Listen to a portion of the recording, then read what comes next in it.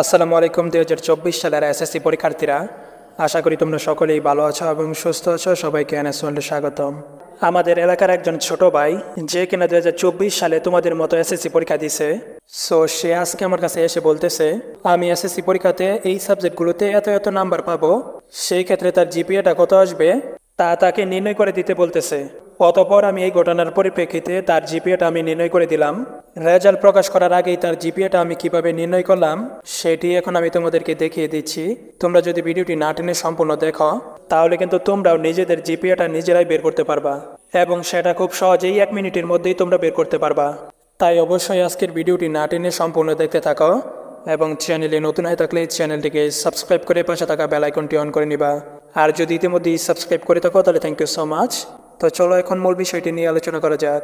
প্রথমেই তোমাদেরকে একটি বিষয় বলে রাখা দরকার, আর সেটি হচ্ছে কোনো সাবজেক্টে যদি তোমরা 80 থেকে 100-র মধ্যে পাও সেই ক্ষেত্রে কিন্তু তোমাদের গ্রেড আসবে A+, আর A+-এর মান হচ্ছে 5। আর যদি কোনো বিষয়ে তোমরা 70 থেকে 79-র মধ্যে পাও সেই ক্ষেত্রে কিন্তু তোমাদের গ্রেড আসবে A, আর এর মান হচ্ছে 4। আর যদি তোমরা কোনো বিষয়ে 60 থেকে 69-এর মধ্যে পাও সেই ক্ষেত্রে তোমাদের গ্রেড আসবে A-, আর A-এর মান হচ্ছে 3.5।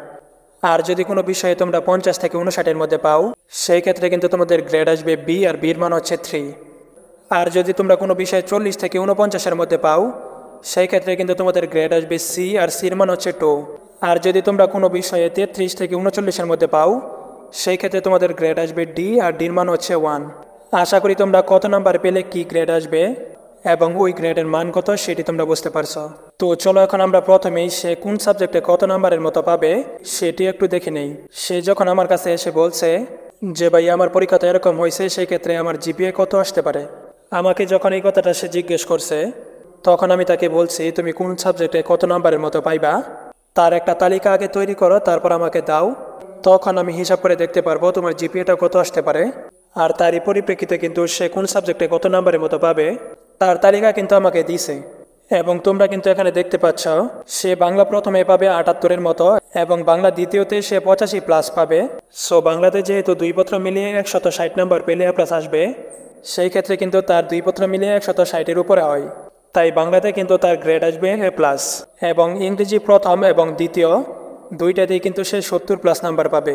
সো আমরা কিন্তু সকলেই জানি কোনো বিষয়ে 70 থেকে 79 পর্যন্ত পেলে তার গ্রেড আসবে কিন্তু A।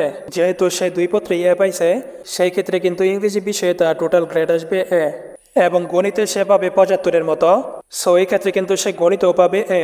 এবং ইসলাম ও নৈতিক শিক্ষাতে সে 80-র উপরে পাবে। আর আমরা সকলেই জানি যে কোনো সাবজেক্টে যদি 80 থেকে 100-র মধ্যে পাই সেই ক্ষেত্রে কিন্তু তার গ্রেড আসবে A+। এবং আইসিটিতেও কিন্তু সে 40+ পাবে, আর আইসিটিতে কিন্তু 40 অথবা 40-এর উপরে পেলেই কিন্তু A+ আসবে।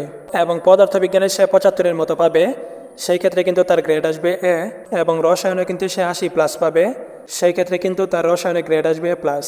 এবং জীববিজ্ঞানেও কিন্তু সে 80-র উপরে পাবে, সেই ক্ষেত্রে কিন্তু তার জীববিজ্ঞানেও A+ আসবে। এবং বাংলাদেশ ও বিশ্ব পরিচয়েও কিন্তু সে 80-র উপরে পাবে, তাহলে কিন্তু তার বাংলাদেশ ও বিশ্ব পরিচয়তেও A+ আসবে। এবং তার অপশনাল সাবজেক্ট ছিল উচ্চতর গণিত, আর উচ্চতর গণিতে সে 70+ পাবে, তাহলে তার উচ্চতর গণিতে গ্রেড আসবে A। এটাই কিন্তু সে কোন সাবজেক্টে কত পাবে তার তালিকা। সো এখন চলো তার জিপিএটা আমি কিভাবে নির্ণয় করলাম সেটি এখন তোমাদেরকে দেখিয়ে দেই। বাংলাতে যেহেতু A+ আসছে আর আমরা জানি A+-এর মান হচ্ছে 5, ইংরেজিতে A আসায় এখানে গ্রেডের মান হবে 4, গণিতেও A পাওয়ায় গ্রেডের মান হচ্ছে 4, ইসলাম ও নৈতিক শিক্ষাতে A+ পাওয়ায় গ্রেডের মান হচ্ছে 5, আইসিটিতে A+ পাওয়ায় গ্রেডের মান হচ্ছে 5, পদার্থবিজ্ঞানে A পাওয়ায় গ্রেডের মান হচ্ছে 4, রসায়নে A+ পাওয়ায় গ্রেডের মান হচ্ছে 5, জীববিজ্ঞানে A+ পাওয়ায় গ্রেডের মান হচ্ছে 5, বাংলাদেশ ও বিশ্ব পরিচয়ে A+ পাওয়ায় গ্রেডের মান হচ্ছে 5, এবং উচ্চতর গণিতে A পাওয়ায় গ্রেডের মান হচ্ছে 4। কিন্তু উচ্চতর গণিত যেহেতু অপশনাল সাবজেক্ট সেই ক্ষেত্রে কিন্তু এখানে 4 কাউন্ট হবে না। অপশনাল সাবজেক্টে তোমরা যত গ্রেডই পাও না কেন সেখান থেকে কিন্তু 2 গ্রেড কেটে রেখে দিবে, এটাই কিন্তু বোর্ডের নিয়ম। এখন যদি তার সবগুলো গ্রেডের মান যোগ করি তাহলে কিন্তু আমরা দেখতে পারবো তার টোটাল গ্রেডের মান হয়ে দাঁড়ায় 44। এখন আমরা এই টোটাল গ্রেডের মানকে 9 দ্বারা ভাগ করব, আর ভাগ করার পর যেই ফলাফলটা আসবে সেটাই কিন্তু তোমাদের জিপিএ আসবে। সো 44-কে যদি 9 দ্বারা ভাগ করি তাহলে কিন্তু আমরা দেখতে পারবো 4.8889 এরকম আসবে, অর্থাৎ সে কিন্তু এসএসসিতে জিপিএ 4.89 পাবে। এখন তোমরাও তোমাদের কোন সাবজেক্টে কত আসবে তার তালিকা তৈরি করে তোমরাও কিন্তু এই পদ্ধতিতে হিসাব করে তোমাদের জিপিএটা নির্ণয় করতে পারবা। আশা করি তোমরা বিষয়টি বুঝতে পারছো।